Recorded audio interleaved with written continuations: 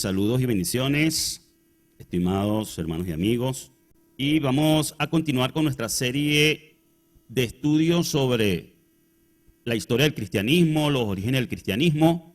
Y para los que nos van acompañando en los episodios sobre esta serie, deben saber que ya estamos en la parte de los concilios y le estamos dedicando suficiente tiempo, detenimiento al concilio de Nicea por ser el primer concilio ecuménico que marca un hito dentro de lo que es la historia del cristianismo y que marca lo que nosotros hemos dicho siempre, el origen oficial de lo que se conoce como cristianismo y de lo que se conoce como la iglesia cristiana, la institución religiosa, a la que le pusieron el apellido católica, de la cual pues de allí se deriva en adelante toda la historia de la institución de la iglesia cristiana.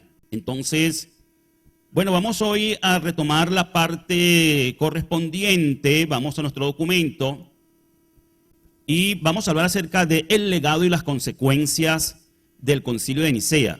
Para eso vamos a retroceder un poquito, a retomar un poquito la parte final del episodio anterior y vamos a tomarlo desde aquí. Los principales logros del concilio: número 1, la definición de la naturaleza de Cristo. Para los cristianos, uno de los logros más significativos del concilio fue la formulación del credo niceno, que afirmaba la divinidad de Jesucristo, declarando que el Hijo es de la misma esencia que el Padre. Y que, bueno, es el significado de esta palabra griega que aparece acá, homoousios, significa de una misma esencia o sustancia, y esta declaración fue crucial para más adelante establecer la doctrina de la Trinidad. Y voy a resaltar también aquí que dice más adelante, más adelante.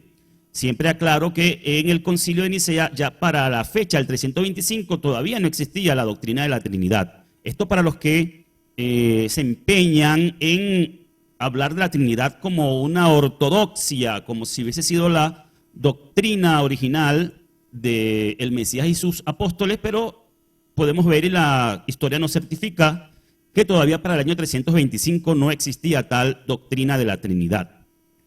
Pudo haber quienes expresaran ideas, expusieran tratados y cosas por el estilo dentro de lo que nosotros llamamos el protocristianismo, es decir, en esa brecha de tiempo donde los llamados padres del cristianismo iban exponiendo ideas y estableciendo dogmas y doctrinas, pero eso no era oficial, no era monolítico ni universal, hasta que vino a corresponderse dentro de los concilios, que por eso es que lo estamos estudiando.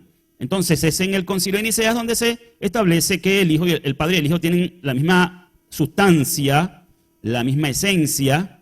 Y repito que esta declaración fue crucial para más adelante establecer la doctrina de la Trinidad, que sostiene que el Padre, el Hijo y ahora también el Espíritu Santo son tres personas distintas, pero de una misma esencia divina. Esa es la primera cosa resaltante del concilio, de sus decisiones, de sus resoluciones. Y luego tenemos en segundo lugar el establecimiento de la fecha de la Pascua. El concilio también abordó la cuestión de la celebración de la Pascua judía, estableciendo un método uniforme para determinar su fecha, que debía ser el primer domingo después de la primera luna llena tras el equinoccio de primavera, lo cual marcó una total separación del calendario hebreo, del calendario judío, que había establecido esto, pasando por alto que la Pascua es una celebración ancestral del pueblo hebreo y del pueblo judío, y no tenía nada que ver con los gentiles, y que al pasar un gentil a la fe hebrea de los judíos nazarenos, debía asumir esto como parte de la esencia y la cultura de la fe nazarena, pero bueno, aquí ya marcan una separación y por eso la Pascua cristiana se convierte en otra cosa totalmente distinta a lo que es la Pascua hebrea bíblica. Luego tenemos en tercer lugar que la regulación de la disciplina eclesiástica. Aquí se establece entonces toda la estructura de lo que nosotros llamamos la religión institucionalizada, es decir, aquello que había sido una expresión diversa de la comunidad, de la iglesia gentil, ahora vino a hacerse una institución, una organización religiosa, y por eso se establece lo que se conoce como la disciplina eclesiástica, Allí se promulgó un conjunto de normas canónicas que regularían la vida de la Iglesia, incluyendo la administración de los sacramentos, las elecciones episcopales y la excomunión. Estas reglas sentaron las bases para la organización eclesiástica que perduraría en los siglos posteriores. Es decir, aquí ya estamos hablando de una institución organizada, ya no de una expresión espontánea como había sido en el pasado. Nosotros, al hacer esta comparación entonces con lo que son los orígenes de la fe hebrea nazarena, pues encontramos grandes diferencias entre una cosa y otra, y por eso es que lo enfatizamos, aunque muchas personas se molestan porque nosotros decimos que el cristianismo que hoy se conoce, este cristianismo que se oficializó en el primer concilio ecuménico, el de Nicea, pues está bien alejado de lo que es la fe bíblica nazarena, la del Mesías Yeshua y sus apóstoles, judíos todos, israelitas todos, hebreos todos, y aunque esto cause molestia, la realidad está en las páginas de la Biblia y está en las páginas de la historia narrada por los mismos cristianos que podemos encontrar todavía hasta el día de hoy. Entonces, forma parte del legado, que es el tema con el cual vamos a comenzar hoy, lo que hemos dicho anteriormente. Y el concilio de Nicea no solo resolvió algunas de las disputas más urgentes de su tiempo, ya vimos en el episodio anterior acerca de la controversia arriana, sino que también estableció un precedente para futuros concilios ecuménicos. Fíjense, el concilio de Nicea estableció un precedente para futuros concilios ecuménicos. Es decir, este fue el punto de partida para la serie de próximos concilios que se celebrarían.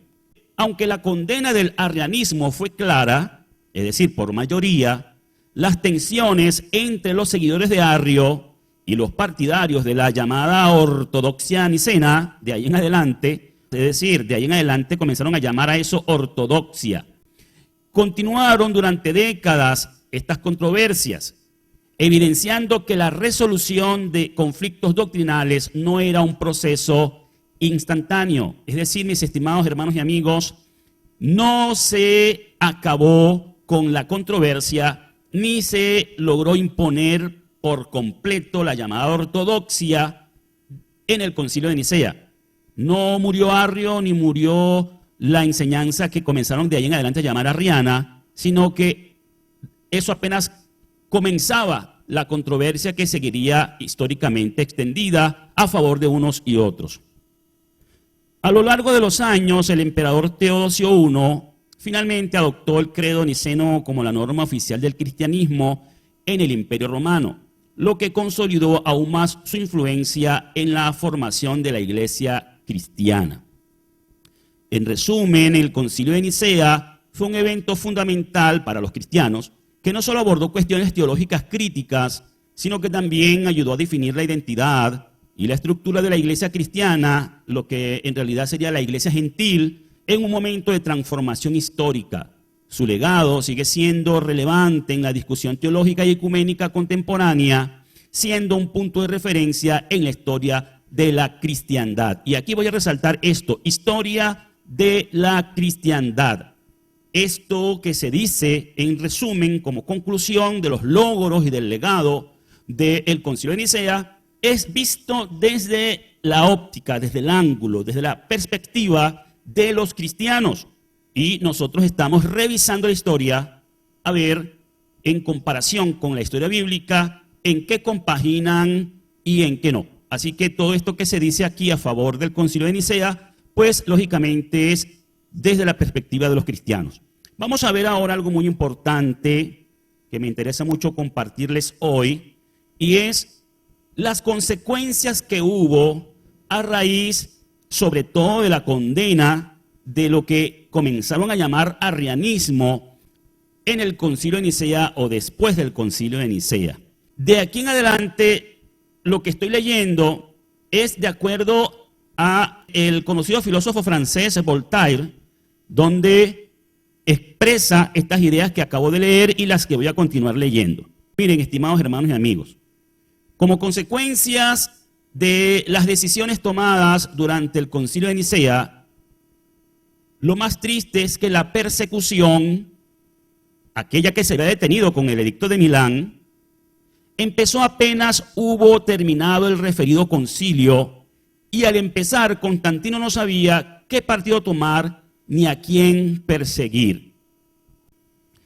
Constantino no era cristiano, y no solamente Voltaire él dice esto, sino que hay muchas fuentes históricas que señalan que realmente Constantino no se había convertido al cristianismo, no era un cristiano verdadero, aunque se encontraba a la cabeza de ellos. O sea, Constantino no era un cristiano verdadero, aunque se encontraba a la cabeza de ellos, porque el bautismo era lo único que constituía entonces el cristianismo, y a él no lo bautizaron. Es decir, no era oficialmente un cristiano, porque para ese entonces solo se reconocía como cristiano aquel que había hecho el acto del bautismo o la inmersión, y a Constantino no lo bautizaron sino hasta en el lecho de su muerte ya, y lo más cumbre es que quien lo bautiza, quien le imparte ese llamado sacramento por los cristianos, es una persona que él había condenado en este concilio de Nicea por ser arriano. Y estoy hablando de Eusebio de Nicomedia,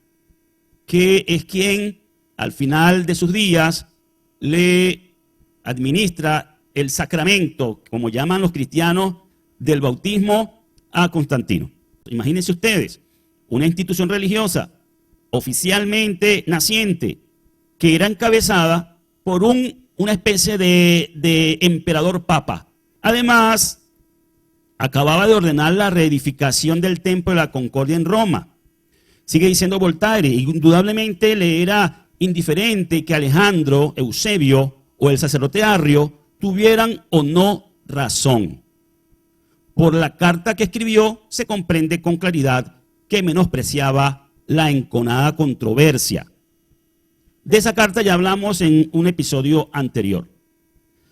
Acaeció entonces lo que nunca se ha visto ni se verá jamás. Esto estoy leyendo en palabras de Voltaire. Aconteció lo que nunca se ha visto ni se verá jamás en una corte.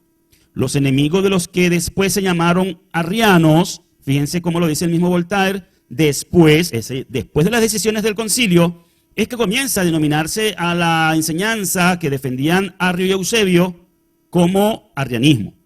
Los enemigos de los que después se llamaron arrianos acusaron a Eusebio de haber perseguido en tiempos pasados al partido que acaudillaba Licinio contra el emperador. Recuerden que Constantino se convierte en el único emperador victorioso ya para el momento cuando establece y oficializa el cristianismo, luego de haber vencido a Licinio, porque antes estaban los dos en el poder, inclusive ambos fueron los que presentaron el edicto de Milán, pero luego vence Constantino a Licinio, y entonces aquí se acusó a Eusebio. Los enemigos del arrianismo acusaron a Eusebio de haber sido un conspirador contra Constantino. Entonces dice aquí en palabras citadas por Voltaire, supuestas palabras de Constantino, dice: tengo pruebas de ello, dijo Constantino en una carta, y me las han proporcionado los sacerdotes y los diáconos de su séquito que he atrapado. Así pues, desde que se celebró el primer gran concilio, la intriga y la persecución quedaron establecidas en el dogma. Esto me parece importantísimo decirlo como consecuencia del famoso concilio de Nicea. No solamente se estableció el dogma religioso por la fuerza, por la imposición de la mayoría, no, sino que también se estableció a la par del dogma la persecución. Esto es lo más cumbre y a lo cual yo llamo a reflexionar a todos los creyentes en la Escritura, en las Sagradas Escrituras, y es que ¿cómo pudo ser posible que un pueblo que fue perseguido, estoy hablando de la iglesia gentil, un pueblo que fue perseguido, ya estudiamos por qué fue perseguido, por esa relación que había con la iglesia original, la iglesia judía, la iglesia primitiva, y toda la persecución que sufrió este pueblo por parte de Roma, esta comunidad gentil, gente que asistió, obispos de los que asistieron al concilio de Nicea, algunos le faltaban una mano o le faltaba el ojo derecho, algunos tenían en su cuerpo las muestras de la persecución y de la barbarie romana que había perseguido a esas personas creyentes o esos protocristianos de aquel entonces. Y cómo puede ser posible que ellos mismos, habiendo vivido todo esto, toman como decisión en el Concilio de Nicea que se persiga ahora a los que fueron vencidos por el concilio en cuanto al aspecto de la corriente doctrinal. Entonces, aquellos perseguidos ahora se convierten en persecutores y están unidos con el Imperio Romano y utilizando la fuerza de aquel imperio que a ellos los había torturado, y de la mano de Constantino, entonces comienzan a perseguir a sus rivales doctrinales. Y allí es donde yo digo que esta es la gran herencia que se ha transferido en general al cristianismo. El cristianismo nace de por sí con ese espíritu de perseguir a los que no piensan igual, a los que no tienen la doctrina ortodoxa, como ellos le llaman, sino que se sienten ahora con el mismo derecho que se sentía Roma de perseguir a aquellas personas. Ahora ellos, como cristianos oficiales romanos, comienzan a perseguir a quienes no comparten su misma doctrina. Entonces Constantino concedió las prebendas de las capillas de quienes no creían en la consustancialidad a los que creían en ella. Es decir, comenzó a despojar de aspectos del clero a quienes no estaban a favor de lo que se decidió en el concilio y a darle esos favores a los que sí estaban a favor de lo que se decidió en el concilio de Nicea. Confiscó los bienes de los disidentes en provecho suyo y abusó de su poder desterrando a Arrio y sus partidarios, que eran entonces los más débiles. ¿Cuál fue la primera consecuencia? Persecución contra Arrio y los que como él creían en la doctrina bíblica. Persecución, fueron desposeídos, además fueron también desterrados solo y por el puro hecho de no estar de acuerdo con la doctrina del Concilio de Nicea, condenados por la mayoría y condenados principalmente por el emperador romano. Se dice también que Constantino sentenció a muerte a todo el que tuviera las obras de Arrio y no las quemara, pero esto, según Voltaire, no es cierto. Constantino, aunque se complacía en derramar sangre humana, no llevó su crueldad hasta el extremo de que sus verdugos asesinaran a los que poseyeran libros heréticos, llamados heréticos por ellos, mientras él dejaba con vida al hereje. Es decir, según Voltaire, no son ciertas las acusaciones en este sentido de que aunque realmente Constantino era un bárbaro asesino, no llegó hasta el extremo de mandar a matar o asesinar a una persona solo por tener un libro que ellos consideraban herético o por tener una forma de pensar y de creer distinta a lo establecido en el Concilio de Nicea. Sigue diciendo Voltaire, pero como en el mundo todo cambia rápidamente, varios obispos arrianos y algunos eunucos y no pocas mujeres intercedieron ante el emperador para que perdonara a Arrio y obtuvieron que revocara la orden de su destierro. Es decir, aunque Constantino desterró a Arrio, luego de que Arrio había sido excomulgado por Alejandro, el obispo de Alejandría, entonces luego estas otras personas ya mencionadas acá logran que revoque ese edicto de destierro y que pueda regresar Arrio. Ahora bien, en este punto quiero enfatizar también que les dije en el episodio anterior que les iba a mostrar algunas perlitas del pensamiento del famoso San Atanasio, del principal opositor de Arrio o de la doctrina de Arrio, representada principalmente por Eusebio de Nicomedia dentro del Concilio de Nicea. Este famoso San Atanasio, al que se le atribuye entonces gran parte de lo que dice el concilio, el credo niceno, que sabemos que también podría llamarse credo de Constantino. Entonces, tanto San Atanasio como Constantino, que tienen la autoría principal de este credo, miren cómo era el pensamiento de San Atanasio. Dice que San Atanasio, por aquel entonces, obispo de Alejandría, es decir, ya había dejado de ser obispo de Alejandría Alejandro, ahora era San Atanasio, y este se negaba a admitir en Alejandría a Arrio, enviado por el emperador, diciendo, es decir, aunque el emperador revocó el edicto de destierro de Arrio, y Arrio tenía legalmente derecho a regresar a Alejandría, a su ciudad, él, oigan, miren esto, pero es que esto es lo cumbre, el religioso, o sea, el hombre político, el emperador, se muestra aquí más bondadoso que el religioso. El emperador perdona a Arrio y el religioso, el obispo, se negaba a recibirlo en Alejandría diciendo que Arrio estaba excomulgado y un excomulgado, oigan estas palabras, no debía tener casa ni patria, no podía comer ni dormir en ninguna parte y que él prefería obedecer a Dios a obedecer a los hombres. Es decir, aquí se estaba oponiendo el famoso San Atanasio a lo decidido por Constantino. De alguna manera estaba retando la autoridad de Constantino cuando dice, prefiero obedecer a Dios antes que a los hombres. Es decir, según Atanasio,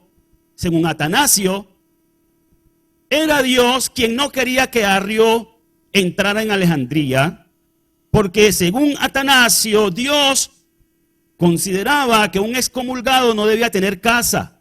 Oigan esto, el santo San Atanasio decía que Arrio y todos los que como él pensaban no debían tener casa ni patria, que no podían comer ni dormir en ninguna parte, y que eso lo decía él en obediencia a Dios.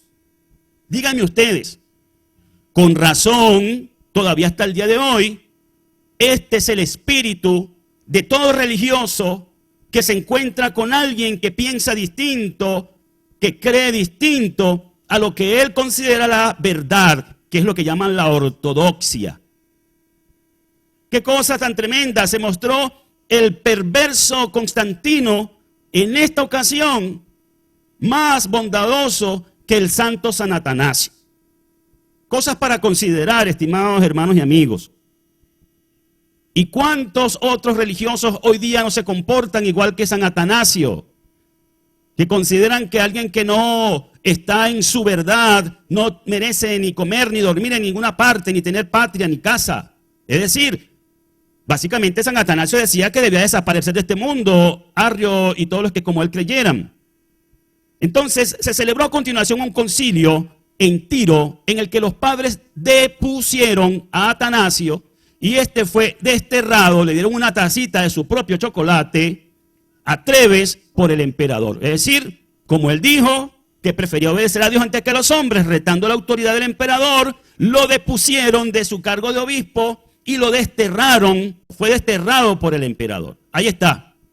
Vean cómo aquí no había consideración con nadie.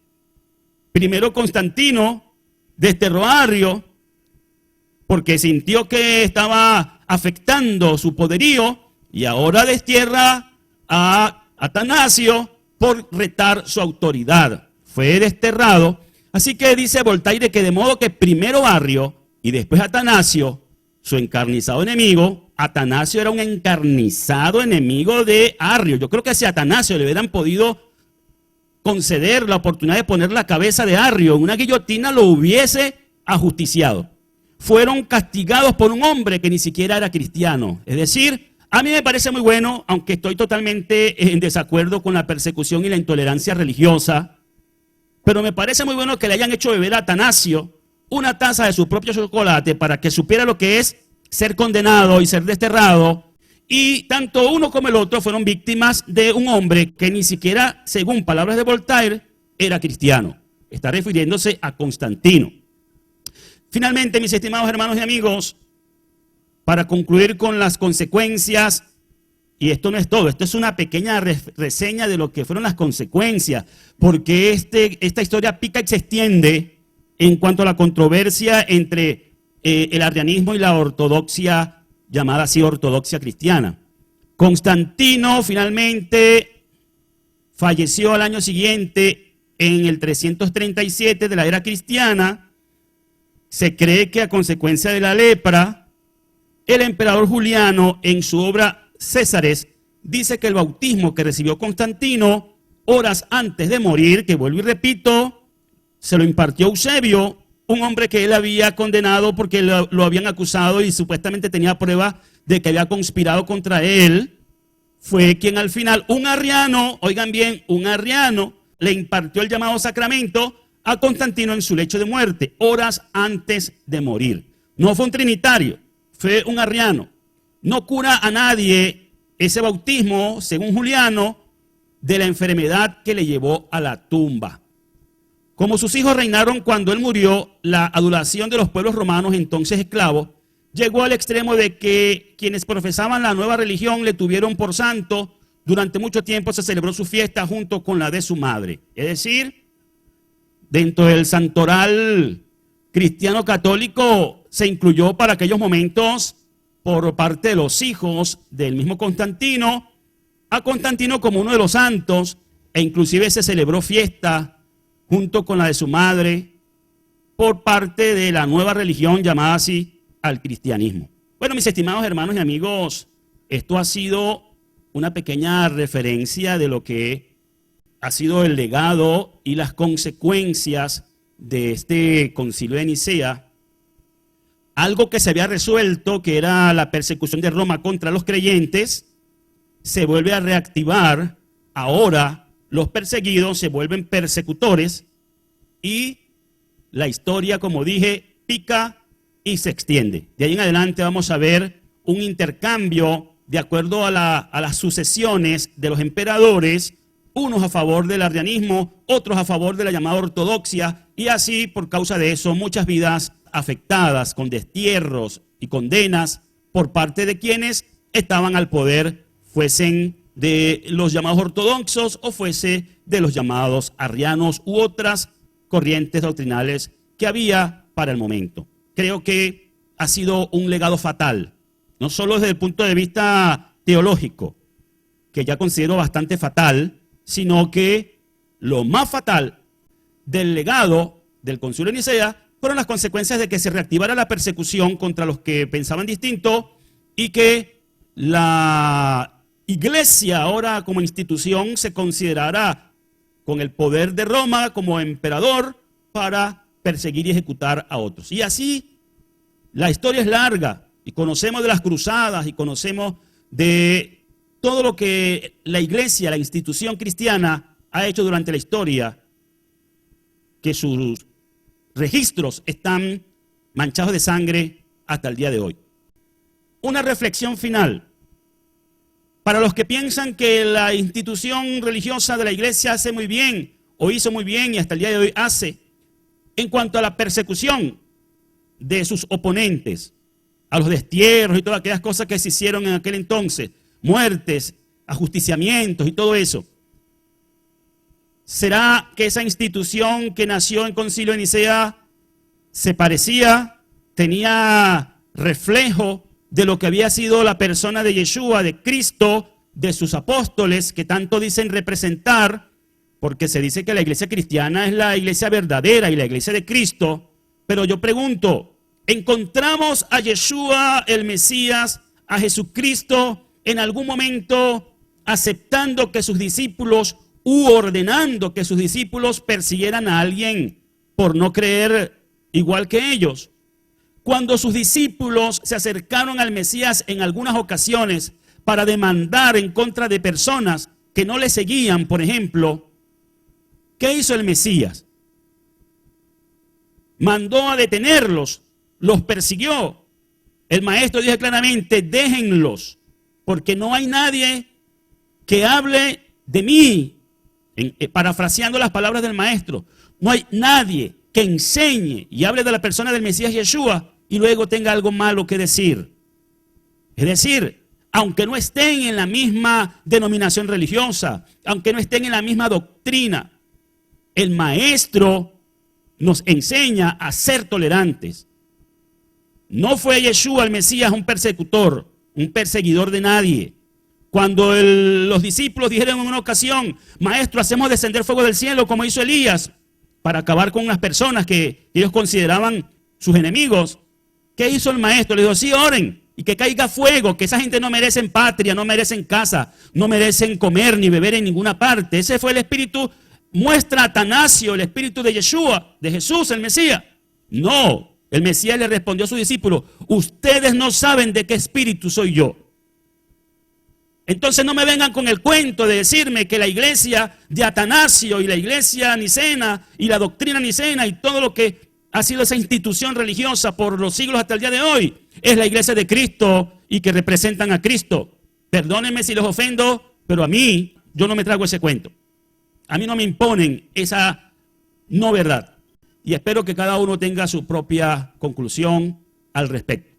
Disculpen si ofendo a alguien, no quiero ofender a nadie. Con esto pues quiero finalizar esta presentación de hoy, esperando que les entusiasme sobre todo a investigar si lo que estamos diciendo es así y que revisemos todas las fuentes históricas que podamos para conocer los detalles. Nosotros, que por eso estamos en todo este camino de restauración, no podemos estar del lado de lo que nació en el Concilio de Nicea y se extendió por la historia hasta el día de hoy. Nosotros queremos ir hacia las fuentes del agua viva, hacia el agua limpia, donde nace la verdadera ortodoxia bíblica, doctrinal, que está con el mismo Mesías Yeshua, el Mesías judío, y todos sus discípulos judíos, israelitas, donde comenzó todo esto.